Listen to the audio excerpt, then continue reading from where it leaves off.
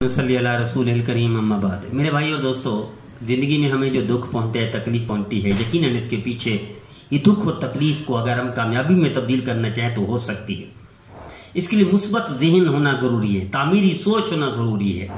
منفی negative thinking والا شخص ناکام ہو جاتا ہے۔ آپ کو ایک بہترین واقعہ بتاتا ہوں۔ ایک شخص گیا، نوجوان تھا، طالب علم تھا، دفتر میں گیا، وہاں دفتر میں کرسی میں بیٹھ گیا، تھکا ہوا تھا، پانی پینے بیٹھ گیا۔ وہ دفتر کی کرسی مینیجر کی تھی۔ مینیجر آیا تو اس نے ذلیل کیا، گالی بھی دی اور نکال دیا، گٹ آؤٹ، نکل جاؤ، کس نے تمہیں اجازت دی، تم اس قابل ہی نہیں ہو یہاں بیٹھو۔ اس نے غصہ نہیں کیا، اس نوجوان نے لڑائی نہیں کی، گالی نہیں دی، کینہ نفرت نہیں کیا، لوگوں کے اندر اس کی عیب بیان نہیں کیا، وہی کھڑے کھڑے فیصلہ کیا، اللہ میں محنت کروں گا اور محنت کر کے اسی جگہ پر آ کر بیٹھوں گا۔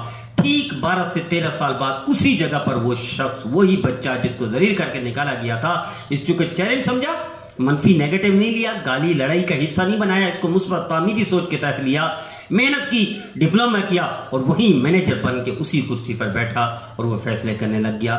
آئیے ہمیں بھی جب بھی کہیں سے تکلیف ہوتی اس کو چیلنج کر کے مثبت تعمیری سوچ کے تحت لے کریں۔ میں عرض کرتا رہتا ہوں، ایک شخص کو کسی نے پتھر مارے، وہ پتھروں کے اوپر کھڑا ہوتے لوگ پتھر مارتے، یہ پتھر نیچے کر کے اس کے اوپر ہو جاتا، لوگ پتھر مارتے، پھر یہاں تک اتنا اونچا ہو گیا کہ لوگوں کے پتھر اب تو پہنچ بھی نہیں سکتے تھے۔ یہ تعمیری سوچ، مثبت سوچ۔